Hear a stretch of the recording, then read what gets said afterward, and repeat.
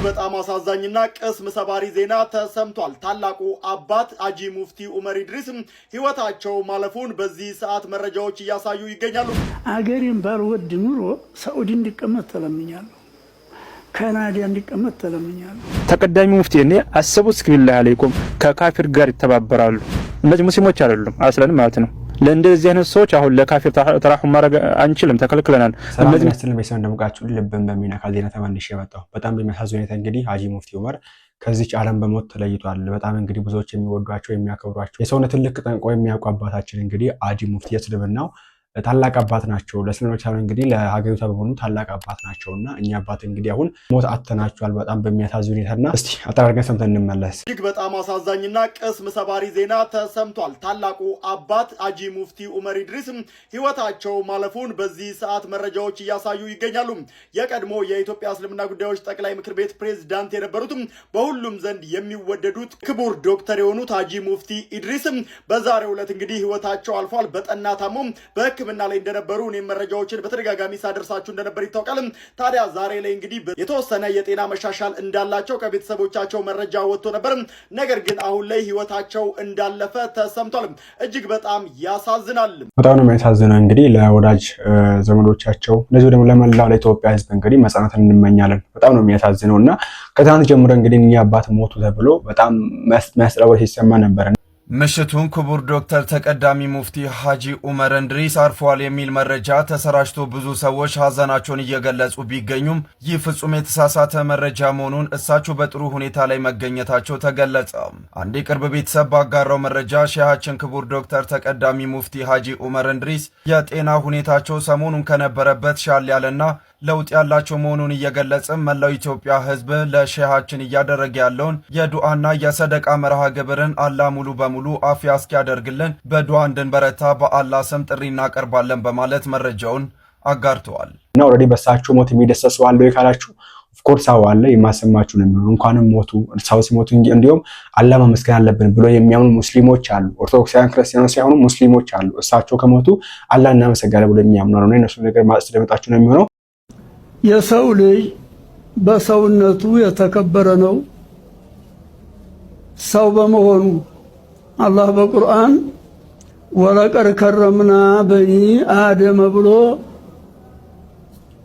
ክርስቲያን ሙስሊም ሳይል በብሔር ሳይሆን በቀለም ሳይሆን ቀይ፣ ጥቁር፣ አጭር፣ ረጅም፣ ወንድ፣ ሴት ሳይባል የሰው ልጅ በሰውነቱ የተከበረ መሆኑን ቁርአን አስቀምጦታል። ዋው በጣም ደስ የሚሉ አባት ናቸው። ነፍሳቸውን እንግዲህ እግዚአብሔር አምላካችን ይቀበለን። ወይስ ሀገራቸውን ምን ያክል እንደሚወዱ ልነግራቸው አልችልም። ስሟቸው እዚህ ጋር አገሬን ባልወድ ኑሮ ሳኡዲ እንዲቀመጥ ተለምኛለሁ፣ ካናዳ እንዲቀመጥ ተለምኛለሁ፣ አሜሪካ ተለምኛለሁ። አሁንም እየተለመንኩ ነው እና ቶሎ እየተባልኩ ነው። እኔ አገሬን ባልወድ መንግስቴን ባልወድ ኑሮ ተካናዳ አልመጣም ነበር። ካናዳ ዱንያ አዲስ ነው፣ ሃይማኖትም አዲስ ነው፣ ሁለመናው አዲስ የሚካሄድ ነው። በጣም በጣም በጣም ጥሩ ሀገር ነው። ተዛ አልመጣም ነበር። ስለዚህ አገሬን እወዳለሁ። በእውነቱ ደግሞ ተህርን አገራችን ብዙ መለያለሁ። አገራችን እኮ ብዙ መለያለሁ። እሳቸው እንግዲህ ዲነል ኢስላም ማንም ሰው በዲኑ ላይ ተጠነከረና ዲኑን ከተገበረው ዲነል ኢስላም የሚያዘው አገሩን መውደድ፣ ህዝብን መውደድ፣ ለማንም ሰው መተናነስ፣ ለማንም ሰው ማዘን፣ ከሁሉ ጋር አብሮ መብላት ነው የሚያዘው። ይሄ የእሳቸው በዲናቸው ላይ ወዲህም ሳይሉ አላህን በመፍራት ቀጥ ያሉ ስለሆነ ከዛ የሚመነጭ ነው።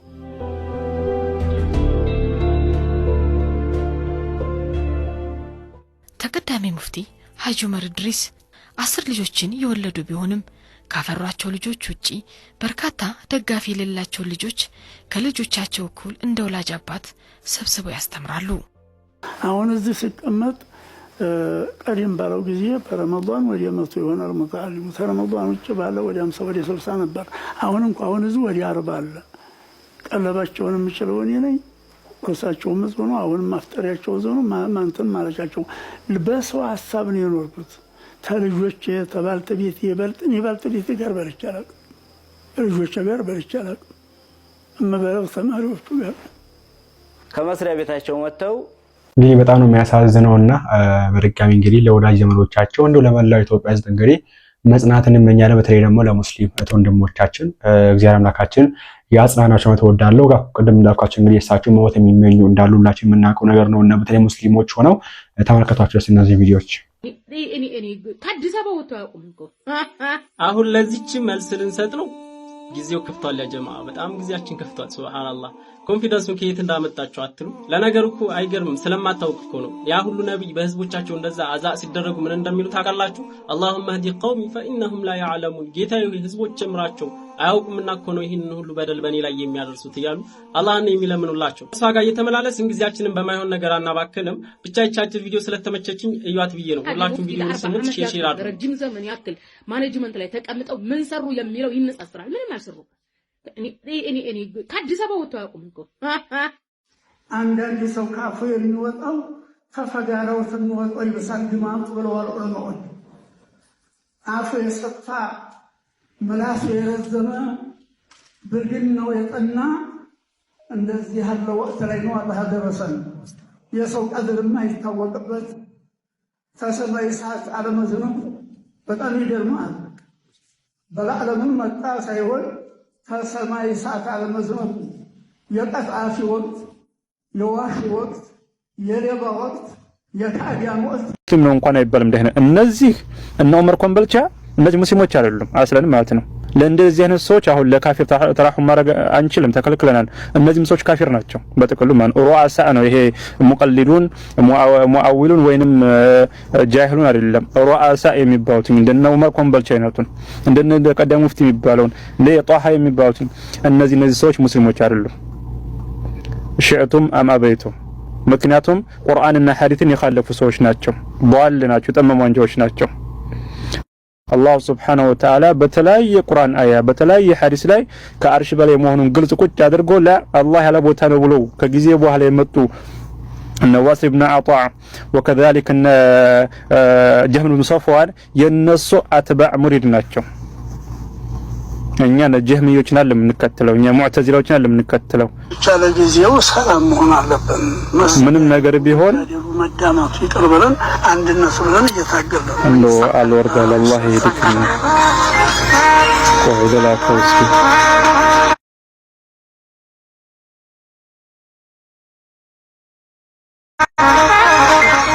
ደግሞ ሸርም ከለው እንዴት ነው በአላህ የሚላከው? ስለሽርክ ምን ነው እስከዛሬ አይሆን እናንተም ላይ ይደርሳል እላችሁ ነበር። በኋላ እንግዲህ በመመለስ ጊዜ እነሱ ላይ ሲደርስ መጥፋት ወላሰማችሁ እዚሁ ማለት ነው። ምን እንዳለ ማለት ነው። ሰሙት አገራችንን ብሎም ነበር ባለስልጣኖቹ ነበር የዛ ጊዜ የደህንነት ኃላፊ ነበሩ። ተው እባካችሁ ይሄ ችግር መንግስት ላይ ይወጣል እኛ ላይ ብቻ ሳይሆን እናንተም ላይ ይደርሳል እላችሁ ነበር። በኋላ እንግዲህ በመመለስ ጊዜ እነሱ ላይ ሲደርስ መጥፋት አለበት ብለው ሁላ ችግር ተፈጠረ። መጀመሪያ ተውጡ ማጥፋት ይቻል ነበር። መንግስት የዛ ጊዜ በጎናችን አልቆመም። ፈለግ አይፈልገው ግን ሙስሊሙ ላይ ብቻ ይቅር መስሎታል እንጂ ወደ መንግስት ያልፋል መሰለው። አሁን አገሩ በሙሉ ተዳርሷል። ግን ለማጥፋት አልተቻለም። እስቲ ወደ አንድነት መጥተን ሰላም ቢሆን አገሩ ይሻላል ብለን ነው ወደን አይደለም በአንድነት ነው ያስፈልጋል። መጀመሪያ ለማጥፋት ከነ አቦይ ስብሃት ያኔ የሀገሪቱ የደህንነት ቢሮ ነበር። እሱ ጋር ነበር ያኔ ዋህብያ የሚሉትን ለማጥፋት ማለት ነው። እነሱ ደግሞ ዝም አሉ።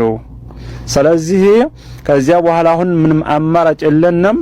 خلاص እነዚህ ሰዎች ጋራ ልዩነት ቢኖርም ተቻችን ኖር ብለን ነው እንጂ እነዚህ ሰዎች እንዲጠፉ ብለንም ሰርተንም ነበር አቅርበንም ነበርና አቦይ ስብሃት ይያለ ነው። ይሄ እነሱ ዋህብያ የሚሉትን ኃይል ለማጥፋት ማለት ነው ከካፊር ጋር ይተባበራሉ።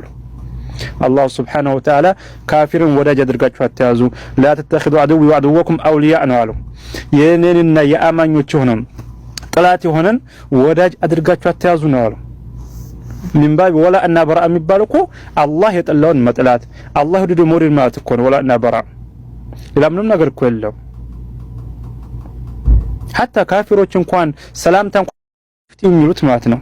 ተቀዳሚ ሙፍቲ እኔ አሰቡ እስኪ ቢላህ አለይኩም እኔ ለሐጅ ሙራድ የለኝም ነብዩ ለማየት ሙራድ የለም ለወልዮች ነው እኮ የሚል ሰው እኮ ነው። አንተ አንድ ሰው እኮ ሐጅ መብሩር ጥርት ያለው ሐጅን ከወንጀል ከሚጸዳችን እኮ ሐጅ አደረገ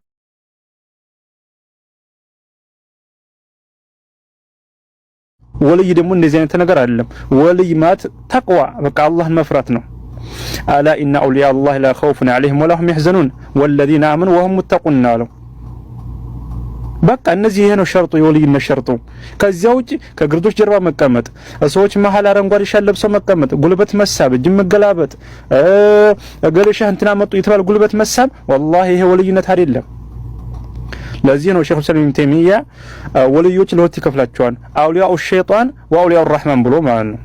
እንደ አይነቱ አውሊያኡ ሸይጣን ነው አስለን ማለት ነው። እንደ አይነት ወልይ የለም።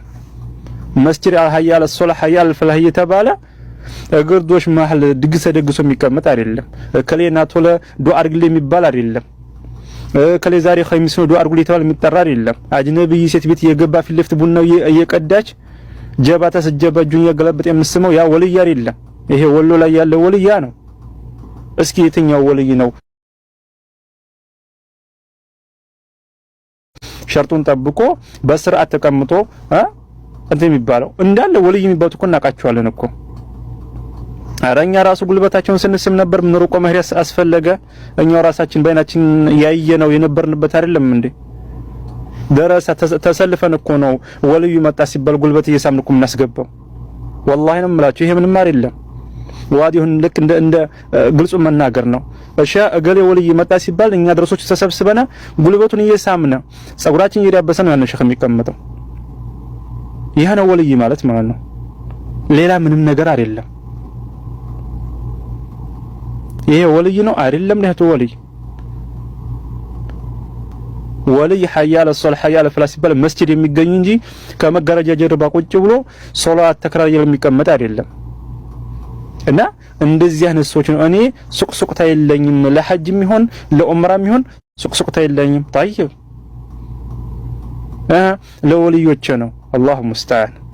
ብሎም ደግሞ አህለ ሱነል ጀማዓን ለማጥፋት ከካፊሮች ጋር የሚሰራ ከናቡይ ስብሐት ጋራ አብሮን የሚሰራን አካል ታመመብና አረንደ ወላሂ እፈሩ ሐቂቀተን እፈሩ ልታፍሩ ይገባው። ተለ ኢኽዋኖች ይሄ ሙፍቲ እንትን ታመመብን እያላችሁ እንትን የምትሉ ሰዎች እፈሩ።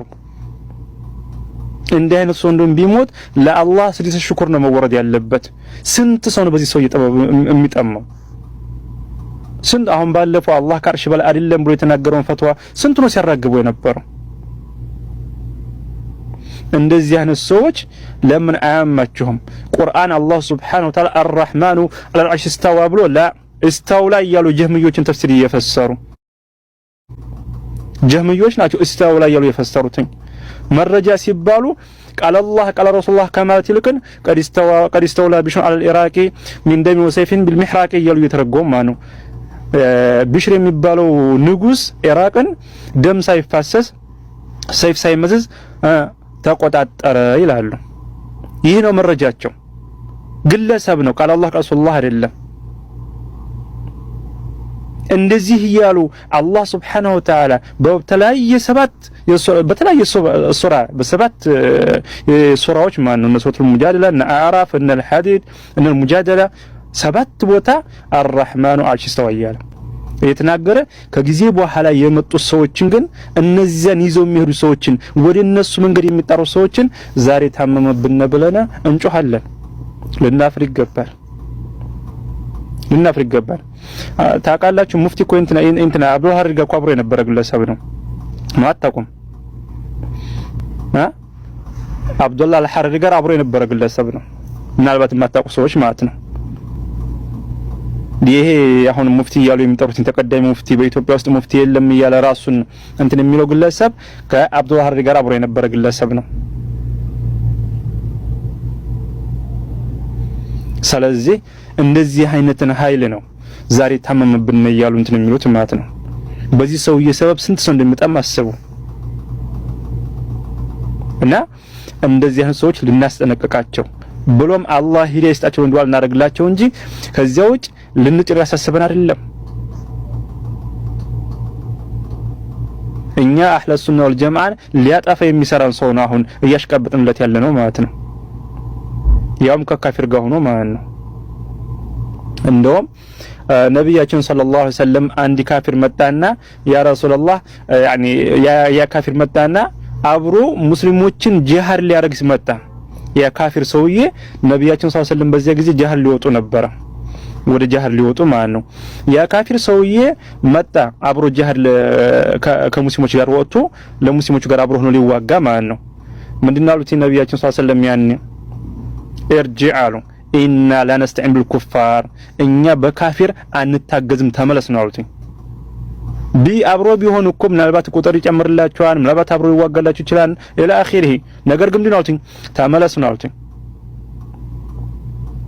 ተመለስ ነው አሉት። እኛ በካፊር አንታገዝም ተመለስ ነው አሉት።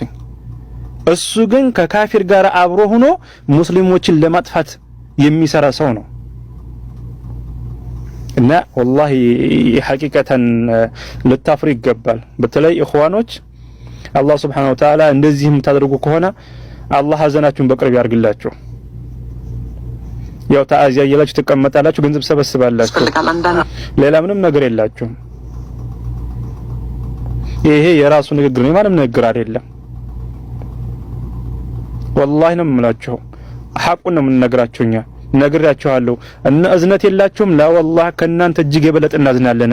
ግን ስለምናቅ ነው ማን እንደሚታዘንለት ማን እንደሚታዘነት ነው።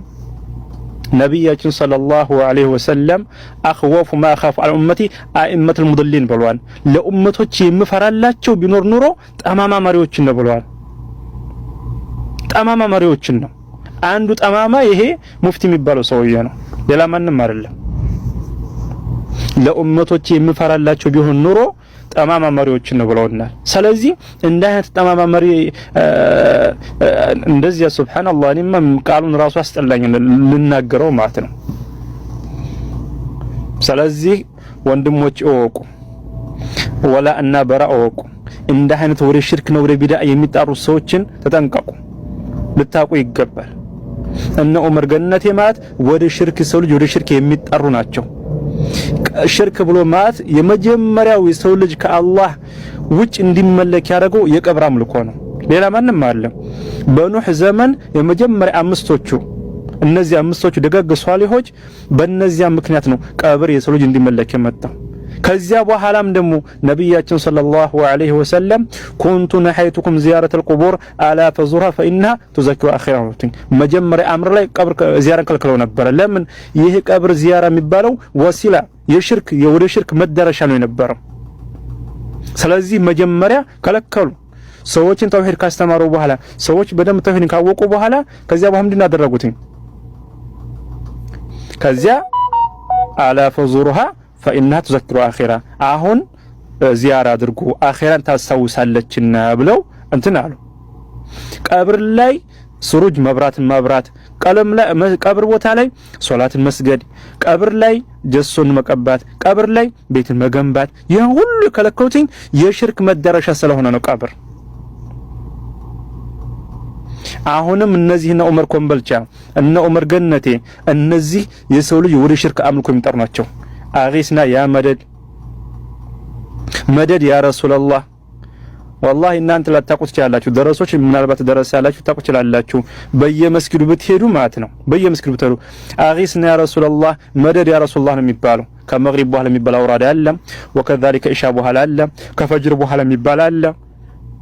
አላህ አይደለም የሚጠራው አላህ አይደለም የሚጠራው ያ ረሱላህ መደድ ያ ረሱላህ ነው የሚባለው። እንደውም አንዳንድ ቦታ ላይማ ሰጃዳ ይነጠፋል፣ ሰጃዳ ነጭ ሰጃዳ ይነጠፋል። ለምን? ነብያችን ሰለላሁ ዐለይሂ ወሰለም መጥቶ ይቀመጣሉ እየተባለ ማለት ነው። ይቀመጣሉ እየተባለ እዚያ ቦታ ላይ ሲሆን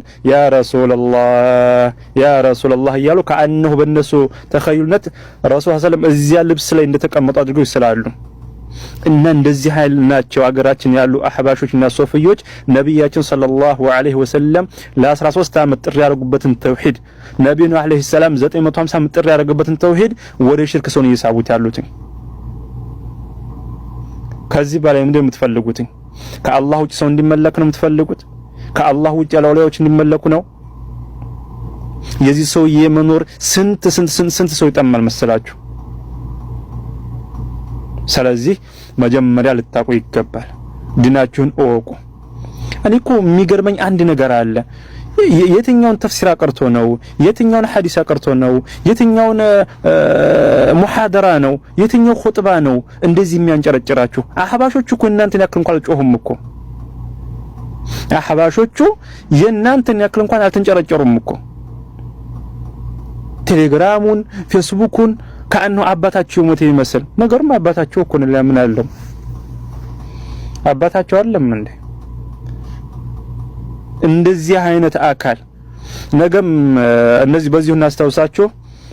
ዑመር ኮምቦልቻ ሲታመምም ተቀዳሚ ሐጂ ዑመር ኮምቦልቻ ታመመብን እያላችሁ ፖስቶ መቼስ እናንተ ምን ይቀራችኋል? ደግሞ ሌላም ማለት ደግሞ አቡበክር ሱለይማን የሚባል ማን አለ ደግሞ አንድ የት ተምሮ እንደመጣ እናቀም 6 ወር ወደ ሉብናን ሄዶ ከዚያ በኋላ ዶክተር ተብሎ የመጣ ማለት ነው። እስኪ በዚሁ አጋጣሚ ጠይቁትኝ የት ተምሮ ዶክተርነቱ እንደተገኘ። በ6 ወር እንደዚህ ዶክተርነት የሚገኝ ከሆነማ ማሻአላህ ጥሩ ነው። የክብር ዶክተርነት አይደለም የምንለው እኛ የዚህ የሕክምናውን ነው። እና በማህፀን ስፔሻሊስት ይሆን አው በቀዶ ጥገና ይሆን ብቻ እናቀም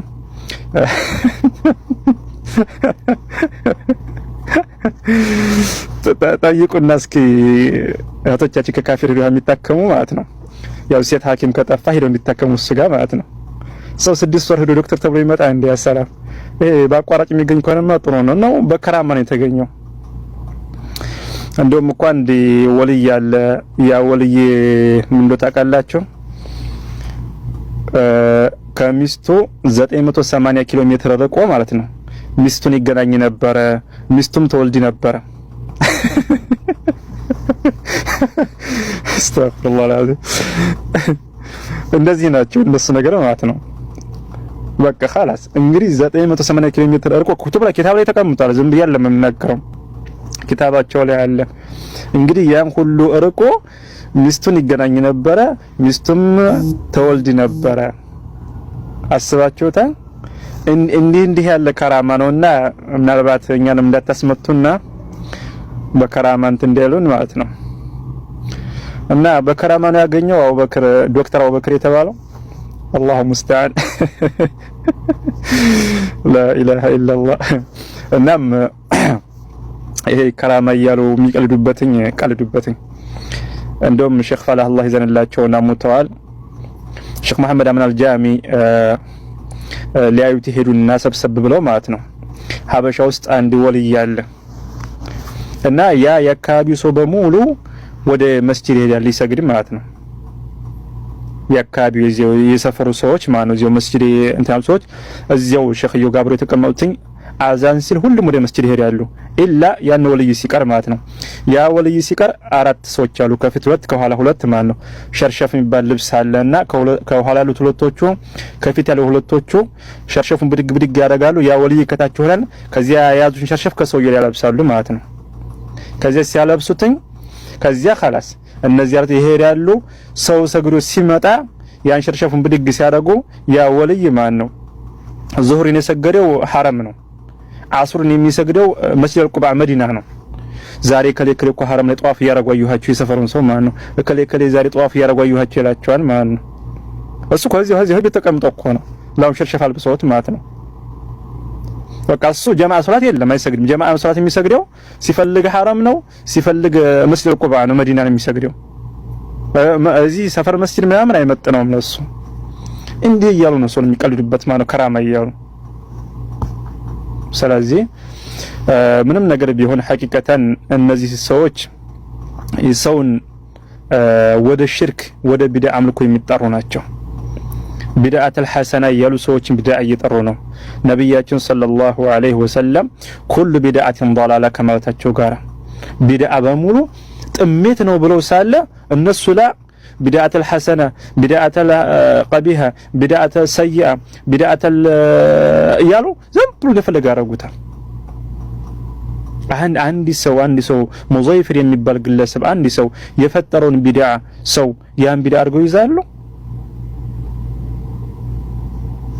ያኮም ይቻል ከሆነ እኔም ተነስቼ አዲስ ቢድዓ ፈጥራለሁኝ ያንንም ተነስቶ አዲስ ቢድዓ ይፈጥራ እንደፈለገ ማለት ነው ታዲያ ለምንድን ነው የቁርአን አያ ወረደው አላህ Subhanahu Wa Ta'ala ነብያችን ሰለላሁ ዐለይሂ ወሰለም አላ ሐል በለግተ ካሉ በኋላ اليوم أكملت لكم دينكم وأتممت عليكم نعمتي ورضيت لكم الإسلام دينا يالو زاري دين والله لاچو ጸጋዬንም ዋልኩላችሁ አለው خلاص ዲኑኩም ሞልቷል አብቅቷል እኮ ለዚህ እኮ ነው ነብያችን ሰለላሁ ዐለይሂ ወሰለም ኸይር ነገር ሆኖ ያላመለከትኳችሁ ነገር የለም ሸር ሆኖ ያላስጠነቀቅኳችሁ ነገር የለም የነብያችን ሰለላሁ ዐለይሂ ወሰለም ሱና አንሶነ ነው አዲስ ቢድዓ ምን ፈጥረው አነሰና يعني የነብያችን ሰለላሁ ዐለይሂ ወሰለም ሱና በቃ የሰሩትኝ የታዘዝነው አንሶነ ነው ምን ጨምረው እስኪ የነብያችን ሰለላሁ ዐለይሂ ወሰለም እስኪ የሌሊት ሶላት ስገዱ እስኪ የመጀመሪያው ረካ በሱረቱል በቀራ ስገዱ እስኪ ሁለተኛው ረካ በሱረቱል አል ኢምራን ስገዱት እስኪ እውነት እናንተ የነብዩ ውዴታ ከሆነ በጣም ሰፍ የሚያረጋችሁ ማለት ነው እናንተ ሙሪድ የምታከብሩት የነብዩ ውዴታ ከሆነ የእናንተ ውዴታ ከሚስታችሁ ከአይሻ በልጦ ነው طيب አይሻን እንተውሽ ሚስት ናት እንበል የእናንተ ውዴታ እውነት ከነብያችን ሰለላሁ ዐለይሂ ወሰለም ልጃቸው ፋጡማ በልጦ ነው የእናንተ ውዴታ እውነት ከአሊ ኢብኑ አቢ ጣሊብ ካጎታችሁ ልጅ በልጦ ነው የእናንተ ውዴታ መውደድን ማለት መከተል ነው አላህ Subhanahu Wa Ta'ala ان تحبون الله فاتبعوني يحبكم الله ነው ያለው እምትወዱኝ ከሆነ ተከተሉ በላቸው አላህ ይወዳችኋል ነው خلاص በቃ የውዴታ ምልክቱ መከተል ነው ለምን ነገር የለም አንድ ሰራተኛ አምጥታችሁ ይሄን ቤት አጽዳ ብላችሁ ሰጣችሁት ሌላ ያላላችሁትን ቤት እያጸዳ ብታገኙት ይሄ ለምንድን አረከብቱትኝ ወድጀ ስለምወዳችሁ ብላችሁ ተቀበላላችሁ እንግዲህ ሰዎች ማለት እንግዲህ ዋሃቢያዎች ናቸው ለምን ዋሃቢያ አልሆኑም ለምን አራጅ አልሆኑም ለምን ገዳዮች አልሆናችሁም ብለው እንግዲህ እኚህን ታላቅ አባት እንግዲህ እንዲሞት የሚፈልጉ ይሞት እንዲሆን ብለው ቀደም እንዳያችሁ ደግሞ ምንም ስራ ኮስ ጀማ አልሰሩም ብለው የሚናገሩ ናቸውና ኤኒዌይስ ታላቁ አባታችን እንግዲህ በወራተናቸው ላይ ዘረማችን ነፍሳቸውን ይቀበል እንግዲህ በረፍት ሐሳብ ለማለት ፈልጋለሁ እናንተም እንግዲህ መጽናቱን ይስጣችሁ ለበተለይ ሙስሊማቱን ለጤናማ ሙስሊማቱን ደግሞ ዋሃቢ ያላናቸው ማለት ፈልጋለሁ ሐሳባችሁን አስቀምጡ ነፍሲ ማሪያችሁ ኮንቴንት ጻፋችሁ እንዳትረሱ በቀጥሎ እንመለሳለን ቸር ቆዩልኝ